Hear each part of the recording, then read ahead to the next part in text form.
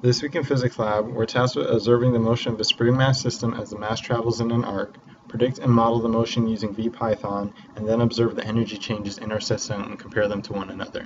The physics concepts we will be using are Newton's second law, the formula for weight force, the formula for spring force, the energy principle, formula for kinetic energy, the gravitational potential energy, and the spring potential energy. The steps we'll use are we're going to track the motion of the mass using Tracker, model the motion in VPython, calculate and compare the energy changes in our system, and compare how well the model predicts the motion compared to observed data.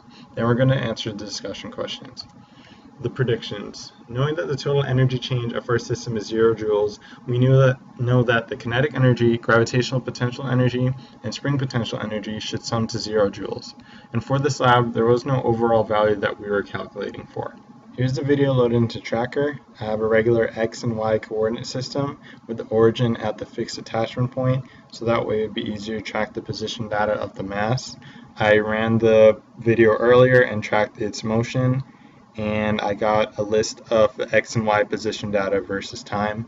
I put the stretch length of the string as 0.7 meters, and because it's a long video, I will only show a part of the mass's motion.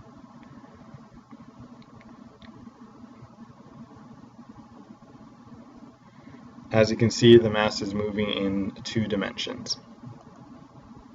Now we can model this data into VPython. First, we set the mass as 0.402 kilograms, which was given beforehand, and we can set the initial position vector of the mass, which was taken from our Tracker data. Since we know the mass started at rest, we know that its initial velocity is 0, 0, 0, which is set here, and here we decided to start at time 0. Here we set the time step relatively small. Here we set the gravitational constant near the Earth's surface, which is 9.8 meters per second squared. Here we set the spring stiffness coefficient to 6.83 newtons per meter, which was given in a previous video, and also given was the relaxed length of the spring, which was 0.123 meters. Here we calculate the L vector pointed from the origin to the mass, which is the mass position minus the origin. We calculate the L hat unit vector, which is the L vector divided by the magnitude of the L vector. And here we calculate the spring stretch, which is the stretched length of the spring or the compressed length of the spring minus the relaxed length of the spring. These lines of code calculate the energy of our system, which is the kinetic energy of our system, the gravitational potential energy of our system, and the spring potential energy of our system. From a previous slide, we saw the energy principle for our case states that the change in energy is equal to 0, which means that the change in kinetic energy of the mass plus the change in gravitational potential energy of the mass plus the change in spring potential energy of the mass must all add up and equal 0. And here the formulas for those 3 energies are given, and in code we just rewrite those formulas as code. And last but not least, we come to our while loop, which does the major calculations for our code. Here we set the initial energies of our system equal to what we calculated before the while loop. Here we have the weight force written as code, the spring force written as code. To calculate F net, we would have to have the weight force plus the spring force, since those are only 2 forces acting on our system. Here we use Newton's second law to calculate the final velocity of the ball. And here we predict the future position of the ball for each time step through this loop. Here we recalculate the L vector pointed from the origin to the ball's position. We get the L hat unit vector again, the stretch of the spring again, and this line of code we don't really have to worry about. And down here we calculate the final energies of our system. Final kinetic energy, gravitational potential energy, and spring potential energy of our system, which I showed you previously.